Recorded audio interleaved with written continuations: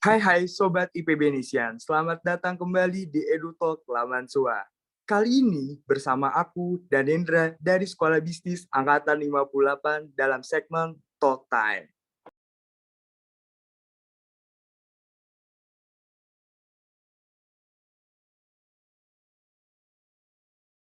Halo sahabat Lamansua, kali ini podcast EduTalk udah masuk ke episode 4 nih. Wah, udah episode 4 aja nih.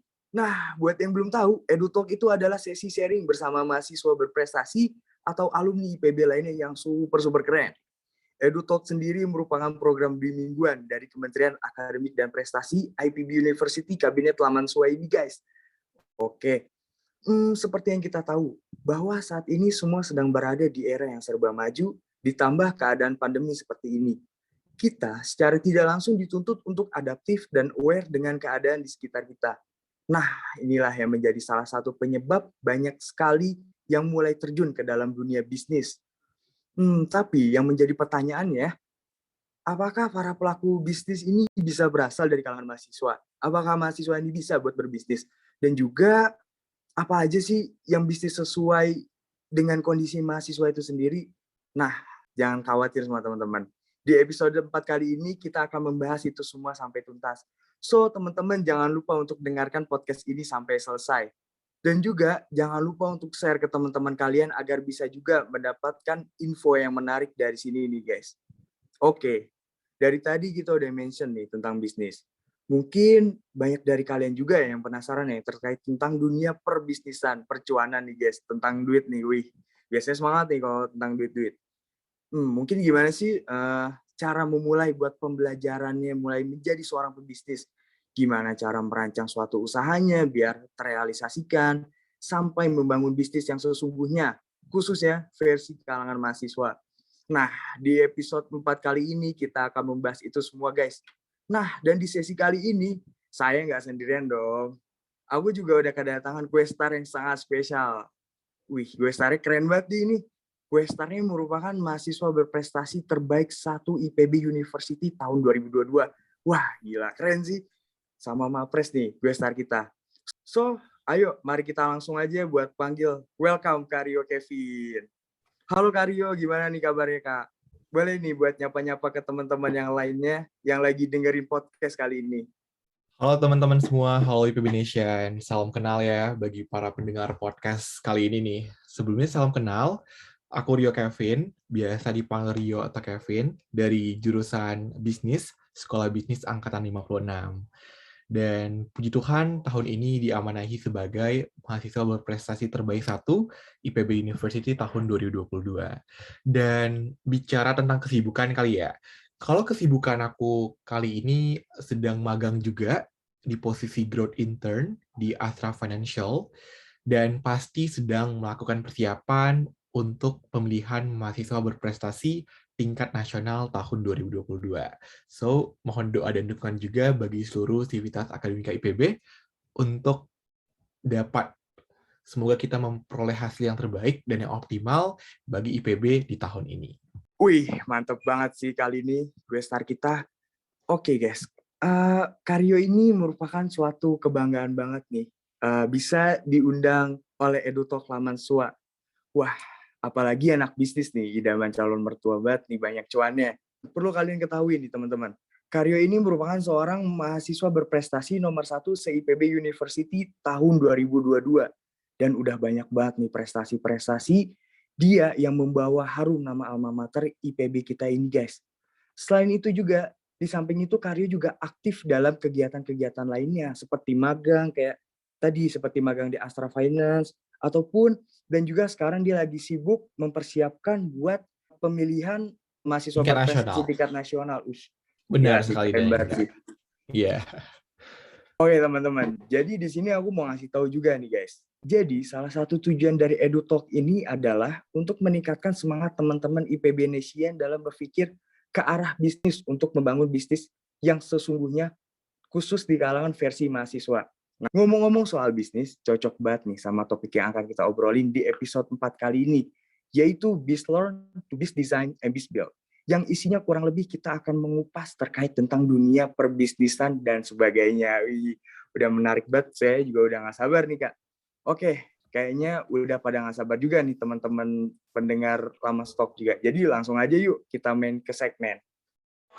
Oke Kak, jadi topik kita hari ini itu kurang lebih tentang BizLearn to BizDesign and BizBuild.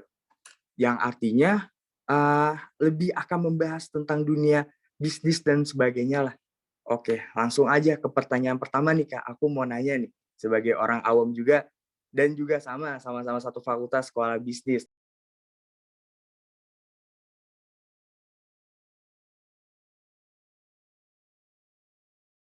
Nah, ngomong-ngomong tentang dunia bisnis nih Kak. Pertama kali yang muncul di benak Karyo saat mendengar kata-kata bisnis, itu apa sih Kak? Oke, hal pertama yang muncul di benak aku kalau kita ngomongin bisnis, itu pasti terkait tujuan dan operasional sih. Karena dua kata ini jujur menjadi tupoksi dan bisa kita bilang acuan bagaimana bisnis itu dapat kita kembangkan ke arah yang lebih baik lagi ke depannya, gitu. Wah, bener banget sih. Nah, oke, lanjut ke pertanyaan nomor 2. Kan kalau kita dikaitkan tentang dunia perbisnisan atau sedang merancang bisnis, misalkan sedang merancang bisnis plan nih, tentunya para pelakunya bukan orang yang sembarangan gak sih? Kayak dalam artian tuh mereka udah cukup umur lah untuk Iya, udah memiliki modal yang cukup, yang lumayan lah. Dan yang tujuannya itu outputnya ingin berinvestasi buat di hari tuanya nanti mungkin. Apalagi benar. kebanyakan pelaku bisnis ini yang aku lihat nih kayak, wah dari segi material ataupun non materialnya, menurut aku udah banyak yang matang sih di Indonesia ini.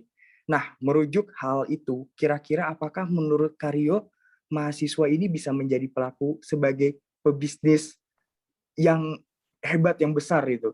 Di mana yang kita tahu sendiri kondisi mahasiswa ini, apalagi kita juga masih ditanggung sama orang tua. Gimana nih menurut Karyo? Jawabannya pasti bisa. Audrey Hepburn itu pernah menyatakan bahwasanya nothing is impossible. There are ways that lead to everything. And if we had sufficient, we should always have a sufficient means gitu. Jadi ya apapun kendala, kondisi atau hal yang di hadapan kita, semuanya bisa kita atasi dengan baik sih. Kita bisa saling berkolaborasi satu sama lain untuk mengoptimalkan masa-masa kita menjadi mahasiswa gitu. Dan banyak beberapa stigma di mahasiswa bahwasanya menjadi mahasiswa sambil berbisnis cukup melelahkan atau ya bisa kita katakan cukup ribet. Tapi balik lagi sama tujuan hidup kita masing-masing. Karena konteks ini adalah bisnis, jadi ya harapan aku pribadi juga sebelum memulai bisnis, sebaiknya bagi para mahasiswa nih, untuk kita-kita semua, kita harus membuat dulu sih beragam strategi dan mempertimbangkan hal-hal yang harus kita jangkau gitu. Karena ini layaknya seperti kita akan berperang, seseorang atau mungkin organisasi harus memahami terlebih dahulu medan perang yang akan dihadapi. Dan setelah kita memahami medan perang tersebut, kita harus tahu juga dong, apa aja strategi yang mau kita pakai untuk menaklukkan musuh kita. Hal yang sama dan relevan berlaku untuk ketika kita memulai bisnis gitu. Kita nggak bisa sembarangan langsung mulai tanpa adanya, we would like to say, business plan atau rencana bisnis ke depannya gitu. Dan pasti ketika kita telah buat bisnis plan, semua komponen-komponen yang terdapat dalam bisnis plan itu akan mengarahkan kita untuk mendirikan sebuah bisnis yang itu akan sangat relevan kita lakukan sesuai dengan kemampuan dan kapabilitas kita gitu. Jadi sebagai mahasiswa, kita nggak punya alasan lain untuk tidak berbisnis sejak mahasiswa gitu. Ada juga banyak beberapa peluang usaha yang sangat tepat untuk dilakukan oleh mahasiswa, tapi itu nanti akan kita bahas di akhir sih. Wih, benar juga ya Kak. Nah, teman-teman pendengar podcast Laman Stok ini, sangat insightful sekali jawabannya buat para pendengar podcast EduTalk Laman Stok kali ini. Semakin tertarik nih saya buat mengkulik-kulik selanjutnya. Oke Kak, aku mau nanya lagi nih Kak. Sebelum kita tuh terjun ke dalam dunia bisnis, yang sebenarnya, menurut Karyo, hal pemahaman basic apakah yang harus menjadi bekal kita saat harus memulai bisnis itu? Ini juga banyak banget ditanyain sama beberapa orang ya. ketika kita mau langsung terjun ke dunia bisnis, hal-hal basic apa yang harus kita pahami? Kalau dari aku pribadi, hal yang paling pertama itu terkait resources atau tim sih, mostly. Karena terkadang tim itu akan influence our business performance. Ketika kita telah memiliki tim yang sangat amat kompak, sangat amat baik, dan saling melengkapi satu sama lain, itu secara tidak langsung akan menghasilkan sebuah bisnis yang sangat baik pula gitu. Jadi berbanding lurus. Dan biasanya ketika mendiskusikan atau membentuk sebuah tim, ini sebenarnya tidak hanya ketika mendirikan bisnis ya. Terkadang ketika mengikuti kompetisi pun membutuhkan hal atau trik yang serupa gitu. Kalau aku pribadi, aku membagikannya ke dalam berbagai perspektif sih untuk mencari tim itu sendiri gitu. Jadi eh, pertama-tama dalam membentuk tim kita harus memperhatikan goals atau tujuan dulu dari kita atau kelompok kita ketika mengikuti sebuah kompetisi atau mendirikan sebuah bisnis, dan juga menyesuaikan needs atau kebutuhan kita kira-kira apa. Dan ketika kita telah memiliki tujuan yang sesuai, kemudian apapun yang akan kita hadapi bersama akan dijalankan dengan optimal gitu. Dan terkait pembagian peran, aku biasanya membagi ke dalam 4 peran sih. Ada analyzer, editor, businessman atau the finance, dan terakhir itu designer gitu. Yang pertama analyzer. Analyzer ini biasanya sosok individu yang sangat suka menganalisis akar permasalahan untuk menghubungkan dengan solusi yang akan disajikan. Solusi yang akan disajikan relevan dengan ide bisnis kita gitu. Kemudian di ideator, ini yang akan membuat beberapa tahapan strategi yang kreatif setelah ia telah menerima beberapa macam masukan dari analyzer yang tadi. Yang ketiga, the finance atau the businessman, ini merupakan sosok yang akan menghitung secara financial atau keuangan. Apakah bisnis tersebut sudah profitable atau belum gitu. Dan terakhir, the designer ini yang akan menyajikan tampilan unik dari bisnis yang kita usulkan. Karena zaman sekarang, bisnis itu nggak bisa bergerak secara konvensional, teman-teman. Semuanya harus sinergitas, harus saling kolaborasi satu sama lain untuk memberikan unique value proposition kepada konsumen, seperti itu. Nah, tadi kita udah bicara tentang tim, selanjutnya juga ada beberapa cara optimal yang menurut aku ini penting banget sih, meskipun bisa kita katakan ini basic ya. Kita harus pahami dulu bagaimana cara kita untuk menemukan berbagai ide bisnis gitu, teman-teman. Ini aku belajar juga dari berbagai dosen di sekolah bisnis, kemudian aku belajar dari beberapa online courses, dan aku rangkum ketika kita mau mencari sebuah ide bisnis itu ada 3 konsep yang bisa kita terapin. Yang pertama dari gap. Kita bisa melihat kesenjangan dan menentukan penyesuaian antara kondisi nyata dan juga harapan yang ada di lingkungan teman-teman.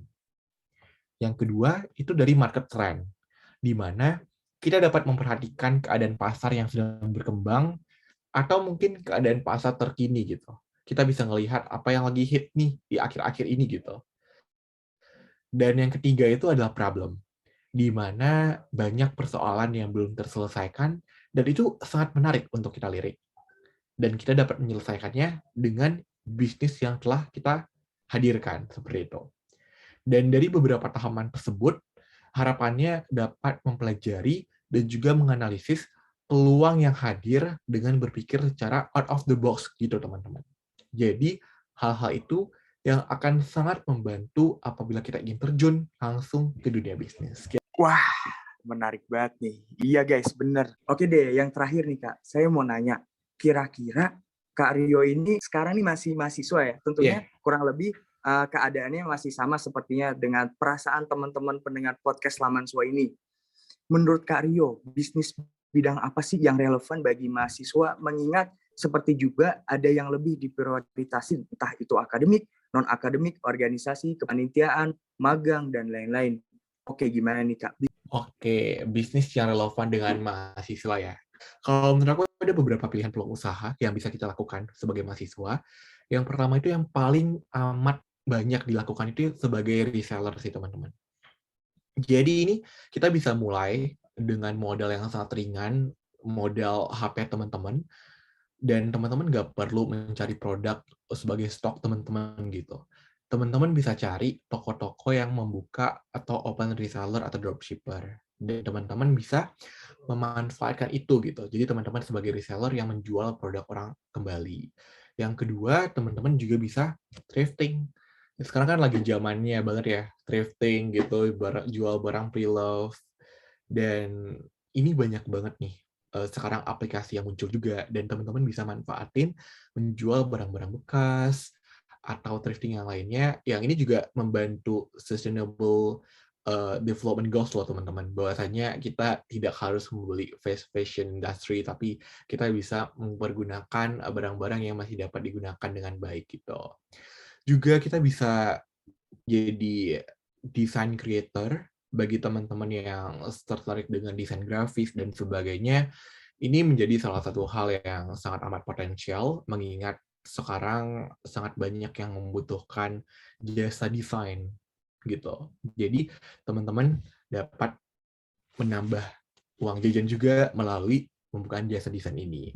Juga banyak banget sih sebenarnya bisnis-bisnis lainnya yang sangat amat potensial, tergantung kita mau seperti apa, mulai dari bisnis di food and beverage, itu juga sekarang lagi marak banget, di mana munculnya startup di bidang yang relevan akan hal itu.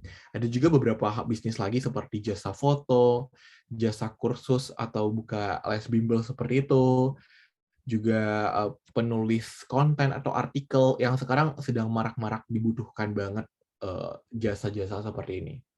Dan masih banyak sebenarnya bidang-bidang lainnya yang teman-teman perlu tahu adalah bagaimana kita dapat mencari kegiatan yang itu sebenarnya bisa dibayar secara tidak langsung. Itu juga udah konteksnya bisnis teman-teman. Jadi teman-teman mulai dari sekarang harus tahu nih, kira-kira aku suka di mana, hal apa yang mau aku lakuin, biar itu berpengaruh positif bagi diri teman-teman. Bahkan untuk masa depan teman-teman juga. Itu juga akan menambah ya experience di LinkedIn teman-teman lah, di CV teman-teman kayak gitu. Wah, mantep banget nih penjelasan dari Karyo. Oke Karyo, buat sesi penutupan nih ada closing statement nggak buat teman-teman IPB Nesian?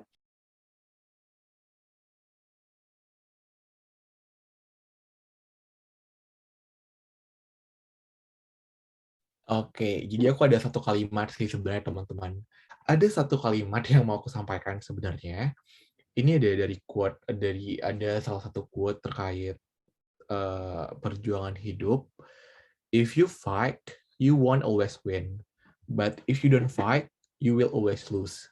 So, apapun yang teman-teman hadapi, apapun yang kita hadapi, tetap kita hadapi dengan penuh optimalisasi dan juga banyak berharap dan bermimpi dengan melakukan implementasi yang sesuai gitu. So all the best untuk apapun yang teman-teman hadapi ke depannya. Semoga apa yang telah aku sampaikan tadi dapat berdampak dan diterapin sama teman-teman semuanya. Thank you. Wih, mantep banget nih closing statement dari Karyo. Semoga closing statement ini bisa menjadi membakar gairah kita, khususnya bagi KM IPB buat bersemangat. So, oke teman-teman IPB Nesian, sampai di sini saja aku bersama Karyo menemani kalian pendengar podcast Lama Stok di episode 4 kali ini. Saya dan Indra Hidyakira sebagai moderator untuk EduTalk episode 4 kali ini pamit untuk undur diri. So, jangan lupa untuk teman-teman terus pantengin IG BEM Apres IPB di Instagram @bemkmipb_edu dan follow untuk mengupdate episode-episode terbarunya. Dan juga jangan lupa untuk selalu dengarkan Spotify Laman Stok. Oke, saya Dani Rehdia Kira dan Karyo Kevin pamit untuk undur diri. Terima kasih. Assalamualaikum warahmatullahi wabarakatuh. See you guys.